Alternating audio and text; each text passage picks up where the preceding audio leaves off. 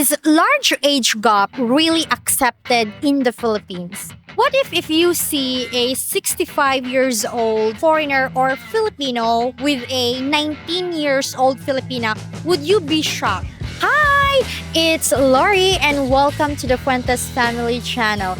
In today's video, we are going to interview Filipinos from Naga City, Bicol, Philippines and ask them, is large age gap really accepted in the Philippines? Well, let's find out. Enjoy the interviews.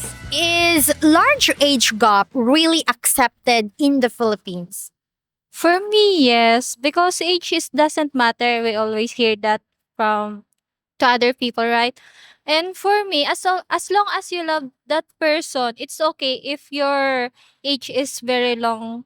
For me, yes naman kasi it's normal naman para sa akin and I don't find it awkward naman if I see partners na wide yung age nila as long as hindi minor yung isang partner. Yan po. So for her, it's normal as long as what do you call this? The partner, one of the partner is not minor. Is large age gap really accepted here in the Philippines? Yes. Yes. In general, I think yes. I think it is accepted nowadays because people have a huge or broad understanding regarding to the preference of people.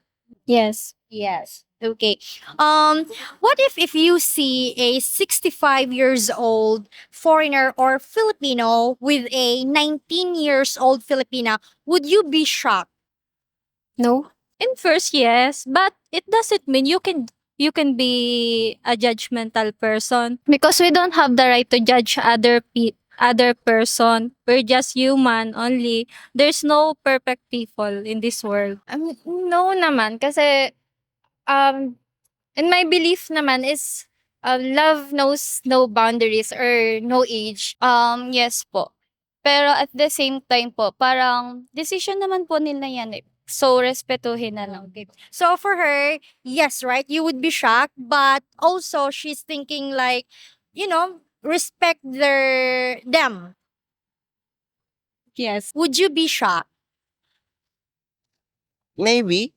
No. Because actually I've seen different people encounter different people with a huge age gap in terms of their relationship between the two people. But it doesn't really matter, I guess, as long as they like each other or they love each other. Yes, as long as I see them happy, then let's support them.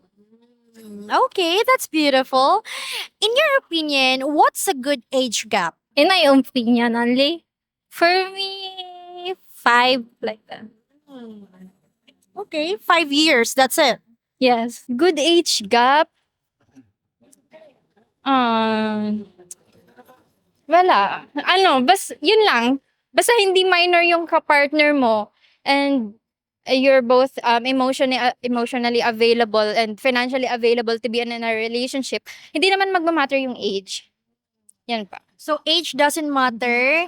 Okay, it doesn't really matter for her as long as They're emotionally available and financially capable po. and then just like what she said earlier, that as long as the other one is in the right age.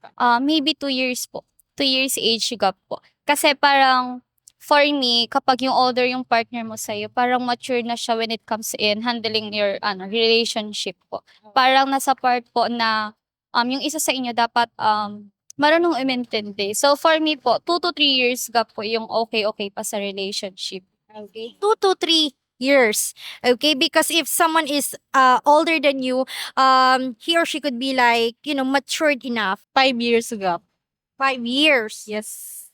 Okay, I'm just curious. Are you single or in a relationship? Single mom. Oh, single mom. Ay, single po. She said mom, like MAAM, me, not single mom. She's single. No babies. Okay, how long have you been single? For 1 year. In your opinion, what's a good age gap? For me, if I'm the guy and my partner will be a foreigner, I think around, for me it's just 7 or 5 years. It's it's a little bit um malapit sa age. Yeah. Close to your Yeah, age. close to your age, yeah. For my preference, I guess I would like to have at least siguro, I mean, at least 10 years. But for other people, I guess the age preference depends on what they like or whom they love. So it just depends on the people on who they choose. But for you, 10 years age gap, right? Yeah. 5 to 2 years. 2 to 5 years. That's it. Yes. Okay, 2 to 5 years. Okay, thank you. Thank you.